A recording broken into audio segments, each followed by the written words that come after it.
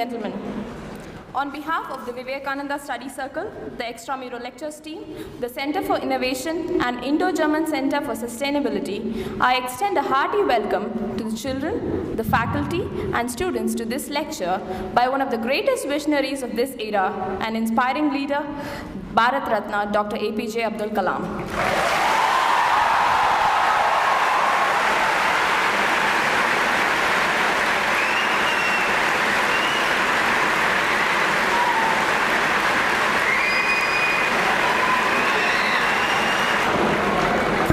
Is a ray of hope which guides us towards the light of success. We shall begin today's function by invoking the blessings of Lord Almighty. Let us all rise for the prayer song. Astoma Sadgamaya Tamsoma Jyotirgamaya Mrityorma Amritam Gamaya Sarve Bhavantu Sukhinah Sarve Santu Niramayah Sarve Bhadrani Pashyantu Ma Kashit Dukha Bhag Bhavet Om Shanti Shanti Shanti.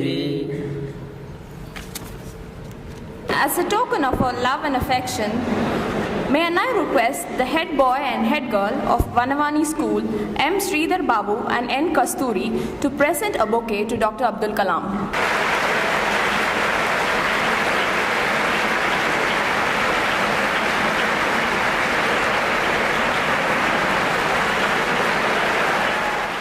May I now request Dr. Abdul Kalam to offer floral tribute to Swami Vivekananda.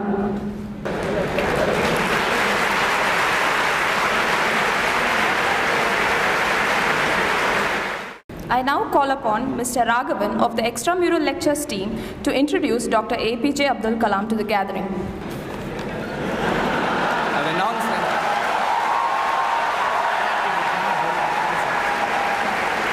A renowned scientist and engineer, Dr. APJ Abdul Kalam served as the 11th President of India from 2002 to 2007.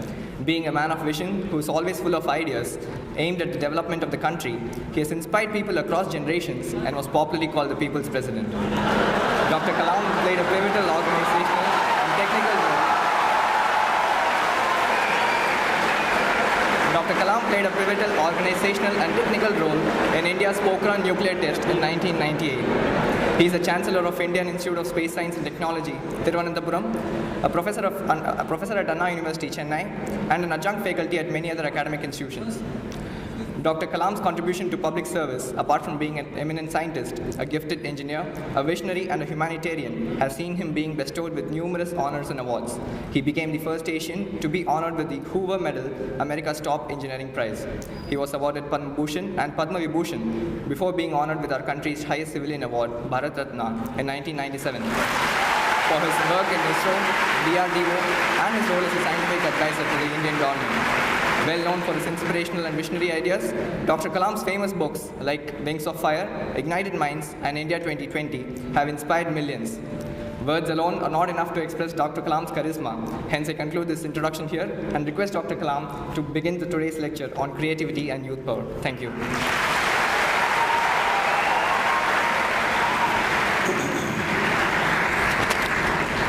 Friends, good evening to all of you.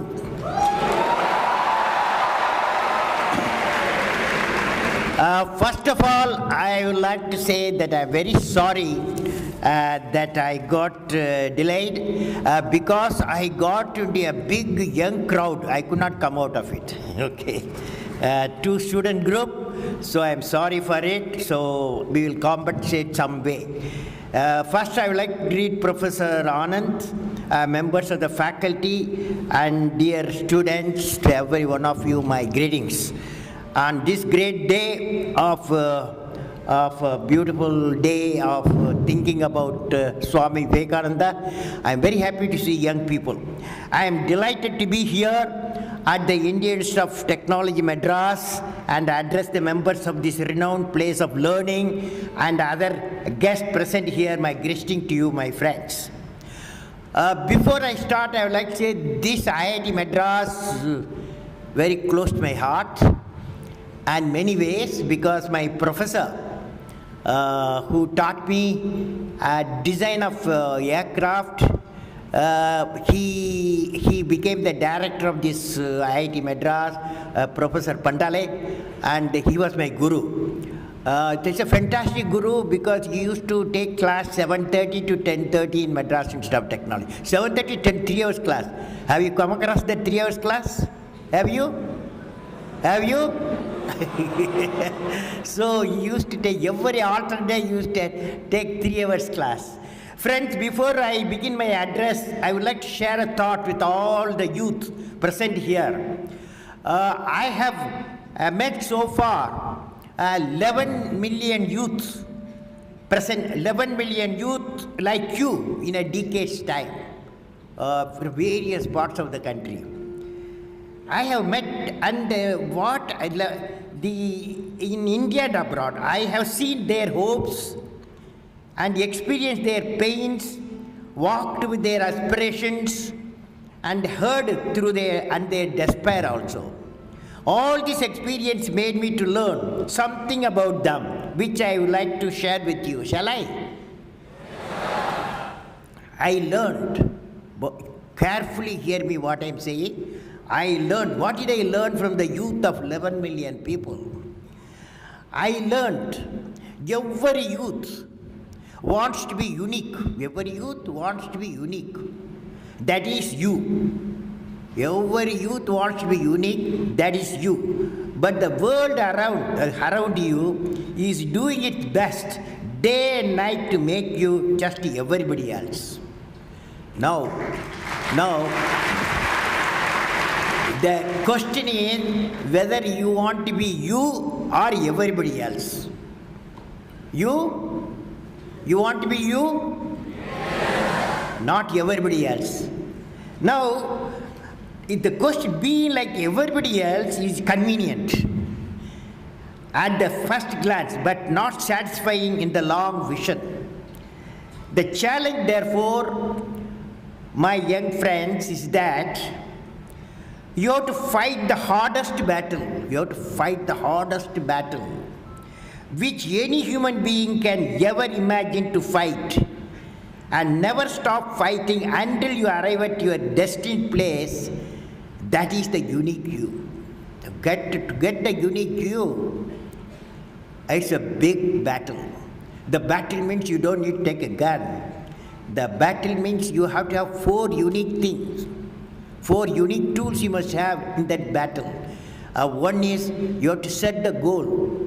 The second one is acquire the knowledge continuously. And third one, it's a hard work with the devotion. And fourth is perseverance. These are the tools you have to, for the battle you have to wage. For that, if you have these 4 tools, definitely you will become a unique you. My best wishes to all of you. Now, being unique will require also excellence. Let us understand what is the excellence in more detail. You know, excellence is self-imposed, a self-directed lifelong process. Excellence is not by accident. It's a process where an individual, organization, or nation continuously strives to better oneself. The performance standards are set by themselves. They work on their dreams with focus and are prepared to take the calculated risk and do not get deterred by failures as they move towards their dreams. Then they step up their dreams as they tend to reach the original targets. They strive to work to their potential. In the process, they increase their performance, thereby multiplying further their potential, and this is an unending life cycle phenomena.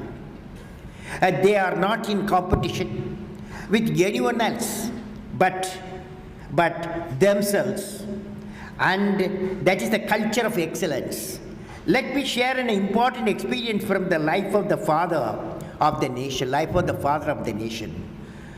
To learn and through 79 years of now, I am in the 80th orbit around the sun. You know what it means, 80th orbit around the sun. Through 79 years of my life, I have been a part of pre-independent India, jubilation of independence, and the post-independence era. Let me recall one incident which took place on the eve of Indian independence. At that time, I was the high school boy. At the stroke of midnight of 15 August 1947, the first Prime Minister of India, Pandit Jawaharlal Nehru, was declaring the independence to 300 million Indians from foreign rule at that time, 300. There was a rejoicing all around the country. At that time, there was a sudden question from stray corner. Where is the father of the nation, Mahatma Gandhi? He was not there for flag hoisting. That too, independence flag, father of the nation was not there. To the surprise of the entire audience, Mahatma Gandhi was in Bengal, West Bengal, wiping the tears of those who were affected due to the social disharmony. Mahatma Gandhi's diary records his advice to a group of students who came to meet him in Calcutta on that day. The advice goes, quote, students ought to think and think well. They should do not wrong. Students should do everything to build up a new state of India, which would be everybody else's pride. This is what Father of the Nation wanted from all of you. These actions of the champion of nonviolence at the time of independence made me feel proud by being led an inspirational leader. When there's a jubilation in Red Fort, he was the leader who was where the pain was. Friends, while in the company of many young inspired students of IIT Madras, I have given you that's the evolution of a unique you. I would like to give my perspective on the topic, evolution of unique you. Friends, let me talk about what type of world in the present century you will witness, that is 21st century. Let us jointly work out with the interaction. You know, the world in the 21st century will be a knowledge-based society with multiple opportunities. I was studying a book. The name of the book was Empires of the Mind. It will be in your library. Empires of the Mind by Dennis Waitley. This book gives what type of new world which we are facing now. What was yesterday and what is today. I have modified certain points of the author to suit our conditions today's talk. I have also added a third line which is pertinent to the action required by the management institutions and technical institutions. It specially says that what worked yesterday won't work today. What worked yesterday won't work today. Now it goes like that. There are 10 points. First one, yesterday, natural resources define power. As you know, today, it is not important, natural resources, but knowledge is power. Today's knowledge is power. Institution will be the powerhouse for knowledge. Like IIT may be a powerhouse for the knowledge. Second one, yesterday hierarchy was the model. Today, synergy is the mandate. Institution will be enabler of intersection of the multiple faculties towards mission goals. Yesterday, third point, yesterday leaders commanded and controlled. They were commanders. Leaders were commanders, technical or administrative or managerial or industrial. Yesterday leaders commanded and controlled. Today leaders empower and coach. They become coach and empower. That means potential leaders will be empowered through exposure of the needs of the sustainable development. That will be their tool. Fourth point, yesterday shareholders came first. Today customers come first. That means education to inculcate sensitivity to the user needs. Yesterday employees took order. Today teams make decisions. Institution can inject the team spirit. Yesterday seniority signifies status. Everything about seniority. Today creativity drives status. Creativity, whoever creative, he takes over the organization and the nation. Creativity drives the status. Institution is the breeding environment for creativity. Yesterday production determined the availability. Today competitiveness is the key. Competitiveness powered by research, and the university or like IIT has to have the motto of teaching, research, teaching. Teaching, research, teaching. Best teaching comes out of a best research. Best research comes out of best teaching. Now yesterday value was extra. Today value is everything. Value-based education has to be introduced as a part of the curriculum at least for 1 hour every week, even technical institutions. Yesterday, everyone was a competitor. Today, everyone is a customer. And yesterday, during education, industrial and entrepreneurship training is essential. Last point, yesterday, profits were earned through expediency. Today, work with integrity and succeeded with integrity. Now, friends, will you repeat it me what I am saying? Will you repeat? Yes? I will work with integrity and succeed with integrity. Tough problem, is it not? Is it not? Or you can do it? You will do it? All of you will do it? Then you have to do a job for me.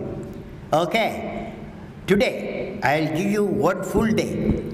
My email is apj@abdulkalam.com. Okay? apj@, you know my email. Otherwise, you go to my website www.abdulkalam.com. Now, you are going to give me 5 areas.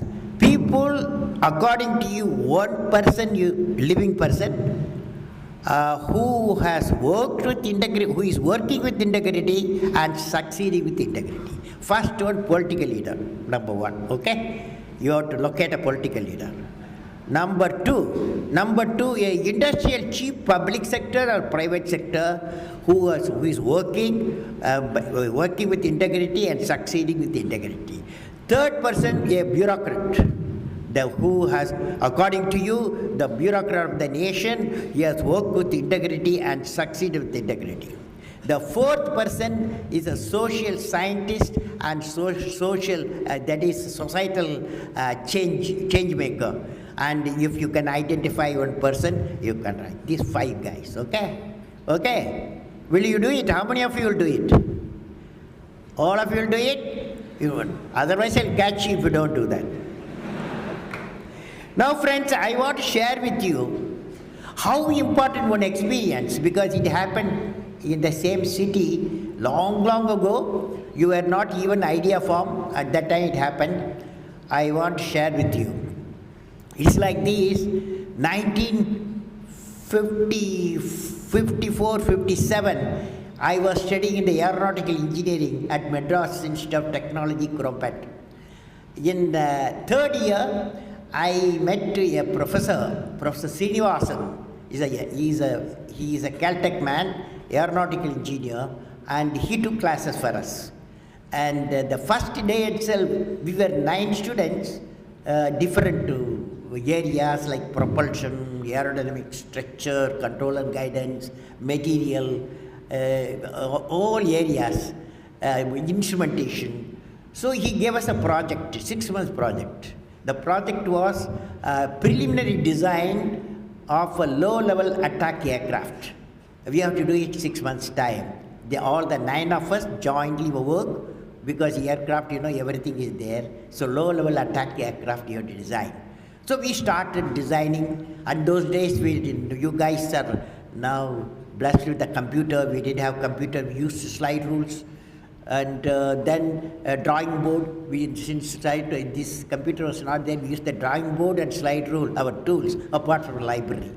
So we were working hard, but we were not in a position to assemble all the database so that we can realize a design in the drawing board and also a document of a design document. 5th month came in, we were struggling, we were working hard of course, and one day my teacher, Professor Srinivasan, Sunday, he was going for a tennis morning, he entered into my lab and saw, and all of us trying to do something, but he saw me, he said, Kalam, it's a hopeless status now.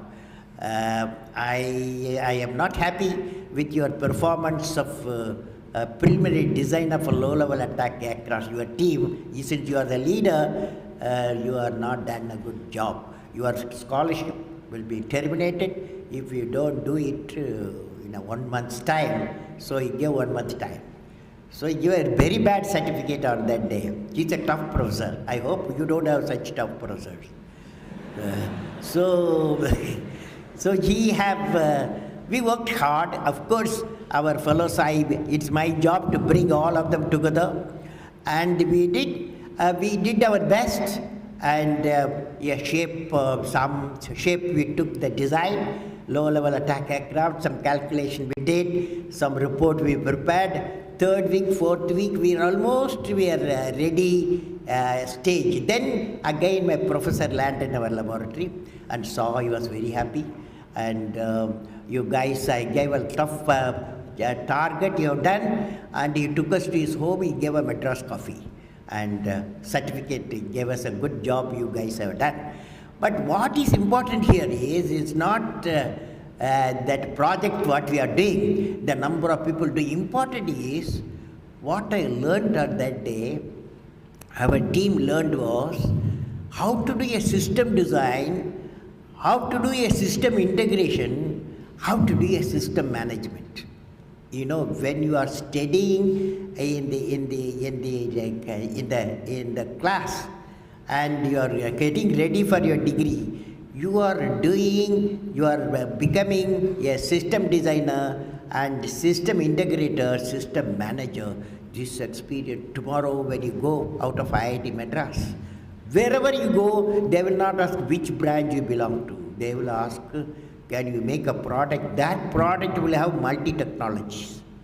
In 1957, when I finished my course, when I went a job, I was appointed in those days senior scientific assistant and at Ministry of Defense. First job Dr. Neelakantan gave me was, you design supersonic target aircraft and a hovercraft.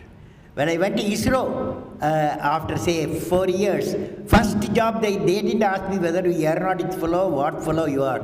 They asked me, you design a payload for the scientist to fly in the sounding rocket and design a sounding rocket.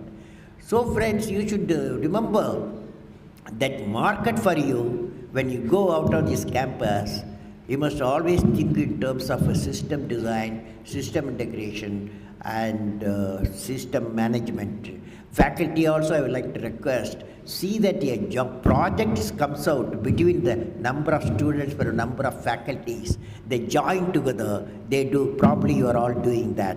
So friends, I hope you all have undergone such an environment of integrated learning process, particularly when you are entering into the knowledge society with the competitiveness as a key. Now I will be presenting what type of knowledge society the nation will be progressing by the year 2020. Another 10 years' time, you will be working for a nation. Either you have become by the 2020 developed nation, or some of you may be working for it. Now, I would like to give you 2020 how the India another 10 years time should look like. Number one, a nation where the rural and urban divide has reduced to a thin line. Here, communication people work, electronics people work, and also system managers have to work. A nation where there is an equitable distribution and adequate access to energy and quality water. Energy, it will be energy independence, that is, you go away from the fossil fuel. And a nation where agriculture, industry and service sector work together in symphony. A nation where education with value system is not denied to any meritorious candidate because of societal or economic discrimination. A nation which is the best destination for the most talented scholars, scientists and investors. A nation where the best of healthcare is available to all. A nation where the governance is responsive, transparent and corruption-free. A nation where poverty has been totally eradicated, illiteracy removed, and crimes against women and children are absent, none in the society feels alienated. A nation that's prosperous, healthy, secure, devoid of terrorism, peaceful and happy, and continues with a sustainable growth path. A nation that is one of the best places to live in and proud of its leadership. Now, question is how to achieve it. To achieve the distinct profile of India, we have the mission of transforming India and developed nation. We have identified 5 areas where India has a core competence for integrated action. One is agriculture and food processing, education and healthcare, information communication technology, a reliable and quality electric power, surface transport and infrastructure, self-reliant critical technologies, and leading to 10% GDP growth for next 1 decade. Now, these 5 areas are closely interrelated and leading to the economic security and national security. Dear friends, when I see the engineers in front of me, future technologists, researchers, I'm thinking what sort of technologies that you will be working with us, what sort of technology you will be working with us in the future towards national development. Let me now talk on the convergence of technology. Since you have talked about technologies, you have studied now, but when you go out of this campus, and now you are going to have what is called convergence of technologies, and even colleges will start teaching. As you know, the information technology and communication technology have already converged, leading to information and communication technology, ICT. Now, information technology combined with biotechnology has led to the bioinformatics, as you know. Now, this nanotechnology has come in. It is the field of the future that will replace according to me, that will replace the microelectronics and many fields with the tremendous application potential in the areas of medicine, electronics and material science.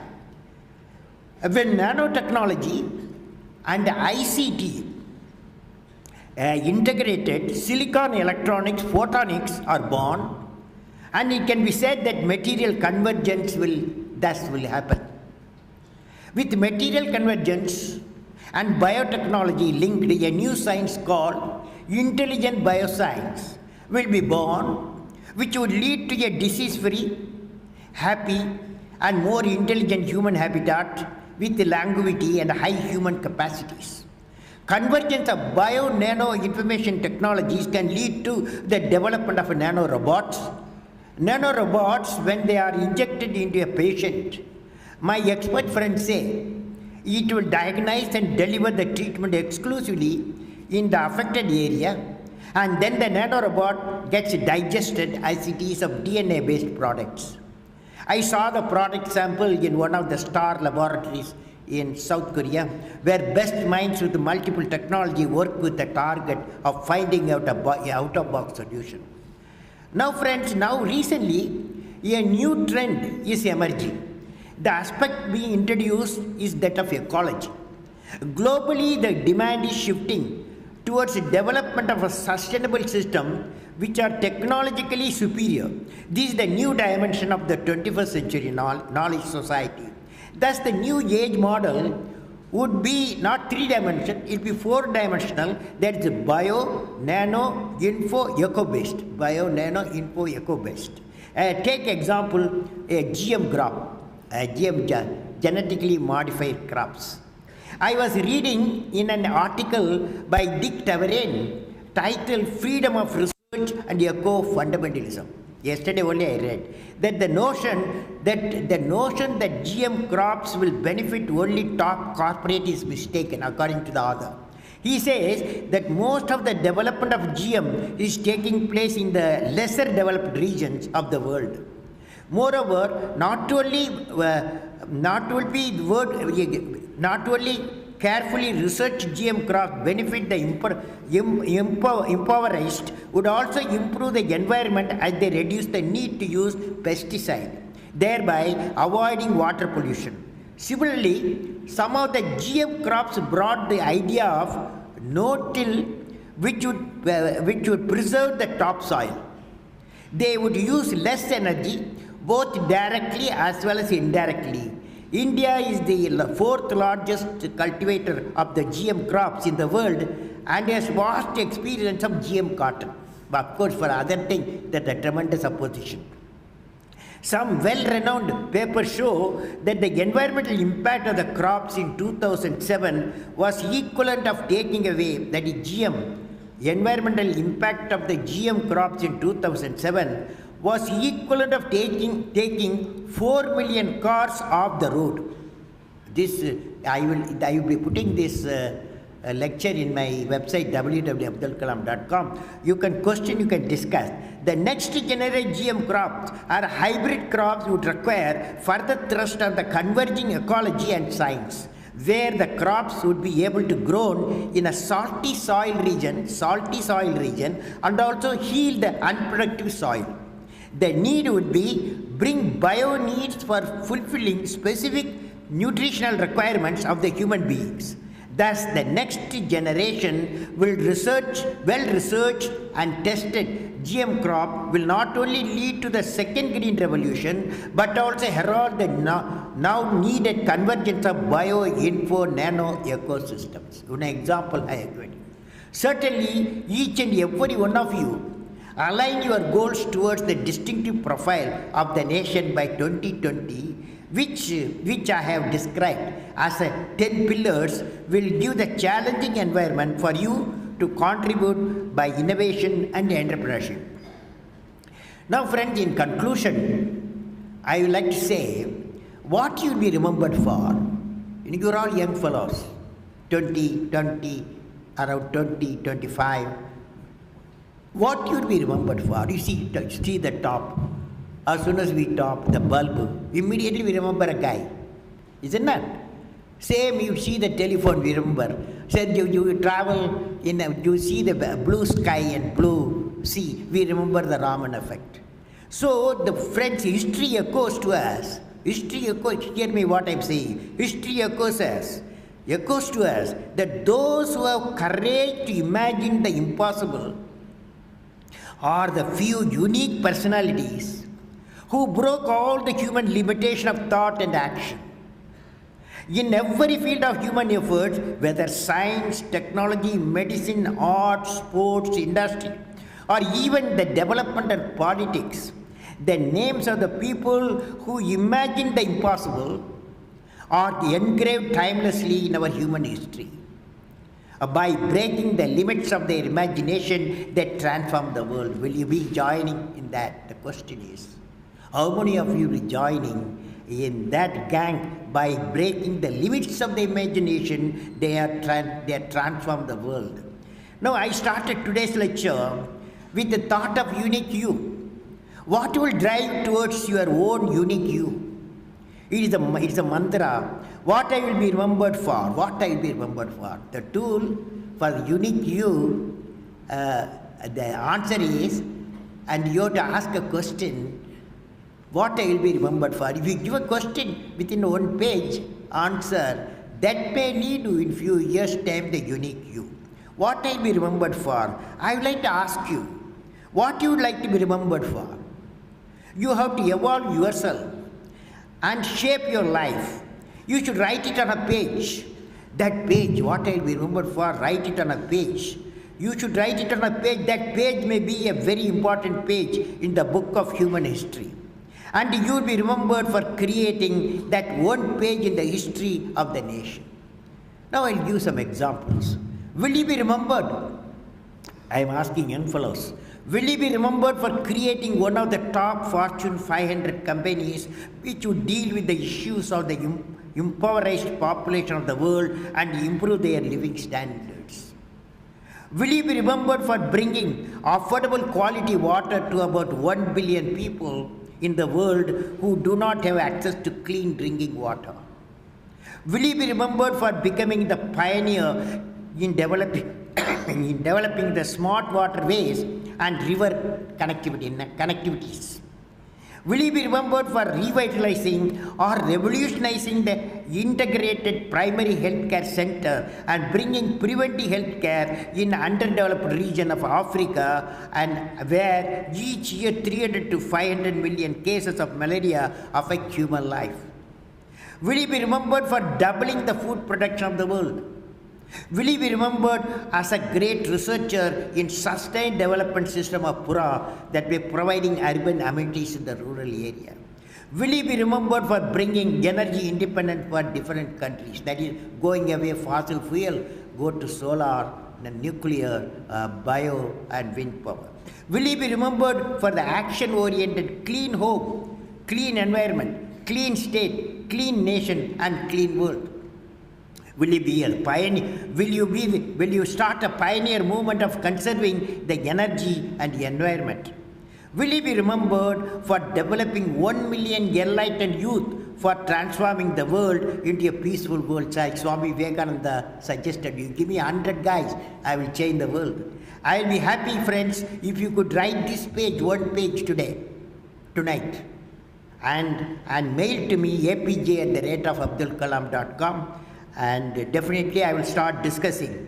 I'll start discussing with you and I'll correspond with you and send you some books for the study.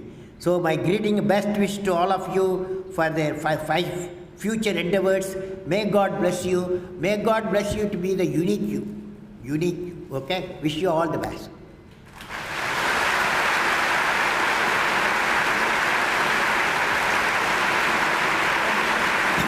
I have some books for IIT Madras Library. If one of you come, faculty member or Dr. Anand come, I want to hand over a book, set of books, sir. I have got a set of books to give to your library so the students will read.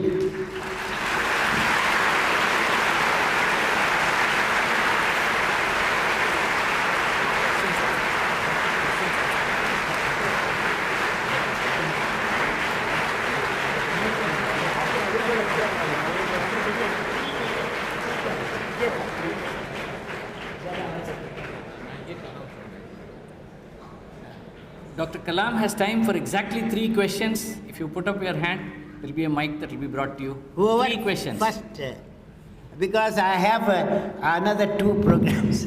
Next time exclusively I come to IIT Madras.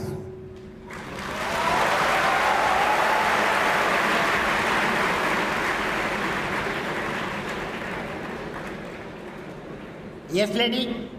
Good evening, I am Ananya, and my question is somewhere related to food security. Because recently I had visited my native place, Bhubaneswar, where I saw that most of the farming areas, farmlands, had been converted and had to bear the concrete buildings or the concrete trees that we call nowadays. So if everything continues to go on like that, and all the croplands are converted into houses, what do you think that when our country is developed, would we be surviving on tablets rather than food? Where would food come from? Well, see, my feeling is,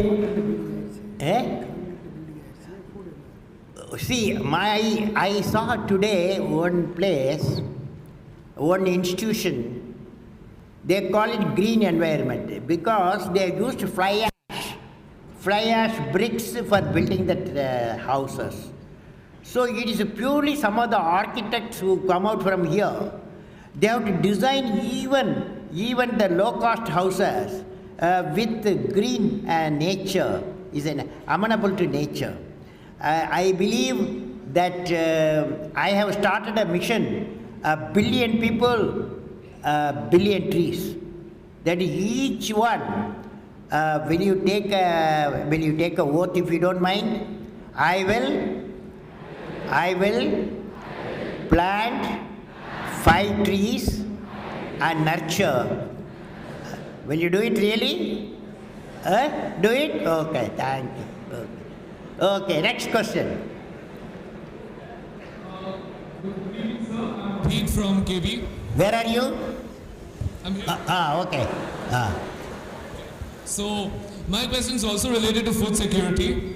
There are some parts of India like Punjab where food grains are being produced in excess and they are rotting in the open. And there are some parts in India such as Madhya Pradesh where around 40% of the children are sleeping without any food in their bellies. So this is a major problem in this nation. If food could be provided, there's enough food to be provided to these people, but it is not being provided. See, that by 2020, today, we produce about 230 million tons of food. Out of that, 10 to 20% of the food is not properly stored. So big efforts has to be being mounted on storage, augmentation of storages. By 2020, we need nearly 380 million tons of food. With lesser land from 170 million hectares, we'll have only 100 million hectares. Then water will be less and the farmers will be less. That means if we have to nearly double the food, we have to have the technology is the only tool. Multi-cropping and seeds, high yield variety seeds, and also we have to go for some area the GM crops. Okay, friends? Okay. Sir, hello sir. My name is Shivaram. My question is, sir, you asked us to write a page on what would we be made for. So, sir, if I put the same question to you, like, we know that you would like to inspire people and all, but I still want to hear it from you. Like, if you had to write a page about what you would be made for. Now what I will be, what I will write now. I will write that in that page. I have to remembered as a guy who wanted to see smiles of 1 billion people.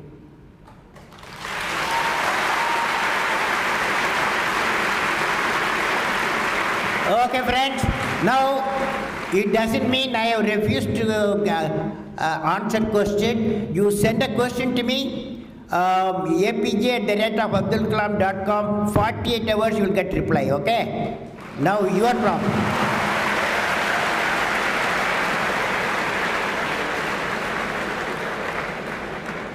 As a token of our love and affection, I request our Director Professor M.S. Anand to present Dr. APJ Abdul Kalam with a memento.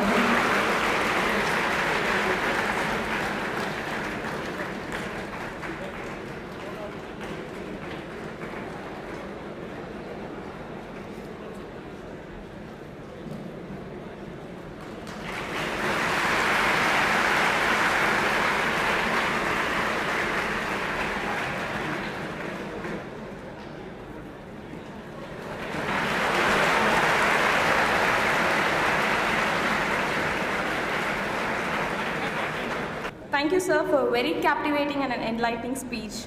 To quote your words, you have to dream before your dreams can come true. We did dream to have you here amidst us and to listen to your inspiring words. Today, that long cherished dream of ours has been fulfilled. We promise we will indeed work with integrity and succeed with integrity.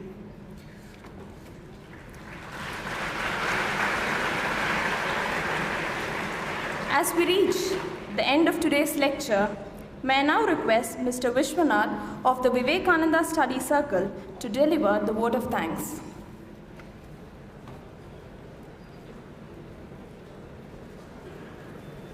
Dear friends, on behalf of Vivekananda Study Circle, Extramural Lecture Team, Center for Innovation, and Indo-German Center for Sustainability, we wholeheartedly thank Dr. APJ Abdul Kalam for agreeing to come to IIT Madras and speak us on the topic creativity and youth power.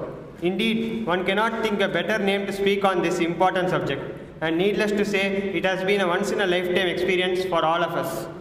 We are grateful to you, sir, for this thought-provoking lecture and for your valuable and inspiring thoughts on how the youth power can be channeled and manifested for national development.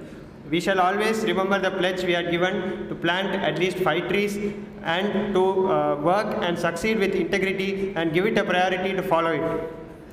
We also would like to thank the IIT Madras authorities, particularly the Engineering Unit, Dean Students Office, CCE, Security Section, and everyone who have been instrumental in organizing the lecture.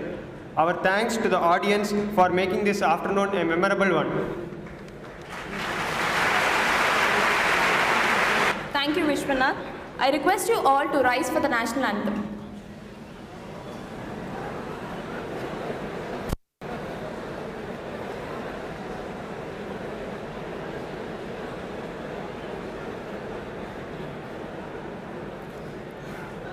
Please sing along with us.